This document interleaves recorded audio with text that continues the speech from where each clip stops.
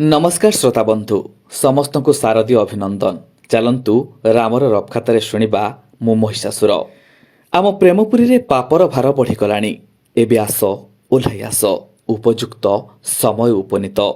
तमे साज देवी मु साजुछि दानव, तमे साज देवी मु साजुछि दानव। अन्य केउ अस्त्रे सहजे मरिबनी मनरे बसिथिबा ए महिषासुर।